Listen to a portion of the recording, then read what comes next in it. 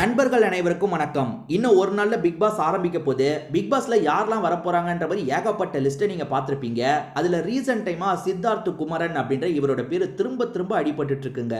So இவர் வரதுக்கான வாய்ப்பு அதிகமா இருக்கு. இவரை பொறுத்த வரைக்கும் நிறைய சீரியல்லாம் நடிச்சிருக்காரு. ஜீ தமிழ், விஜய் டிவில நிறைய சீரியல்லாம் பண்ணியிருக்காரு. ரெக்க கட்டி பறக்குது மனசு அப்படின்னு ஒரு சீரியலு, சரவணன் மீனாட்சியில் கூட இவர் ஒரு ரோல் பண்ணியிருக்காரு. அதுக்கப்புறம் பனிவிழும் மலர்வனம் அப்படின்ற ஒரு சீரியல் பண்ணியிருக்காரு. தேன்மொழி பிஏன்ற ஒரு சீரியல் பண்ணியிருக்காரு. இதை தாண்டி அகடுன்ற ஒரு படமும் பண்ணியிருக்காருங்க. தமிழ் படம் ஒன்று பண்ணியிருக்காரு. ஸோ இவரை பொறுத்த வரைக்கும் கொஞ்சம் ஜாலியான கேரக்டர் மாதிரி தான் தெரியுறாரு. ஏன்னா இவர் சீரியலில் பண்ணுறதுலாம் கொஞ்சம் ஜாலியான கேரக்டர் அந்த மாதிரி தான் இருக்கும். ஸோ இவர் எப்பேற்பட்டவர், இவர் உள்ளே வந்ததுக்கப்புறம் தான் இவர் ஜாலியான கேரக்டரா இல்லை சீரியஸான கேரக்டரா அப்படின்றது தான் நமக்கு தெரிய வரும். இவரை பொறுத்த வரைக்கும் கொஞ்சம் மிடில் ஏஜ் ஆள் தாங்க. 35 கிட்ட வந்திருப்பாருன்னு நினைக்கிறேன் எனக்கு தெரிஞ்சு இவர். ஸோ இவரை வச்சு லவ் கண்டென்ட்லாம் ஏற்படுமான்றது தெரியல. லவ் கண்டென்ட் பண்ணுறதுக்குனே நிறைய சின்ன பசங்களை போட்டிருக்காங்க. அதாவது 20, 22 வயசு பசங்க 2-3 பேரை போட்டிருக்காங்க. ஸோ அவங்கள வச்சு தான் லவ் கண்டென்ட்லாம் வரும்னு நினைக்கிறேன்.